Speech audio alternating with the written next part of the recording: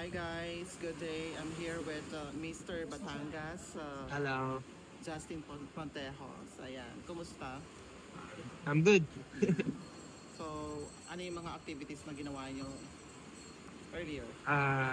Day 2 is coastal cleaning and currently nag-post-street kami ng OBP for the Bohemia. And you had tried to ride a banana boat a while ago, diba? How was the experience? Uh, First time ko mag-banana boat and super saya pala nun. Parang ano, hindi ko ma-explain basta pag nalaglag ka, paano, sa papulutin, gano'n. And malalim yung dagat. Malalim yung dagat, lakas ng current dito sa Bataan. Ganda dito guys. And aside from that, you had a clean up drive. So, Yeah. ano yung natutunan mo dito sa activity na to?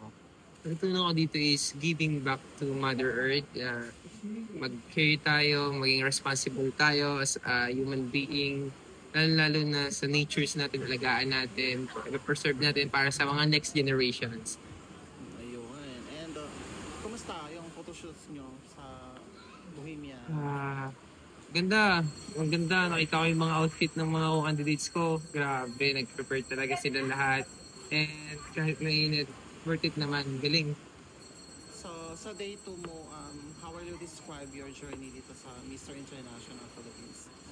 Dito, di pala biro itong national pilot. Unlike sa provincial, mas matindi yung preparations before the coronation night. Mas nakakapagod.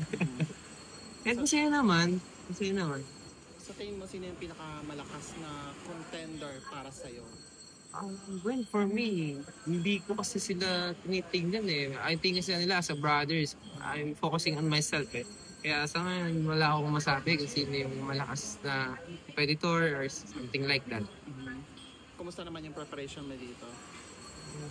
So far, so good naman. Kahit medyo laging puyat, pagod, worth it naman. Sulit naman yung experience. Since nandito ka na and the Mr. International Philippines started the competition, are you still on your trainings or? Well, yes. Training ako with my personal speech coach and sa pasarela with Direct Dan Roy Marsigan. Hello. And ayun, one last question na lang. What's your love language? Acts of service. Hindi ka ako mag-alaga. Wow, bongga. And napakaswerte ng magiging partner.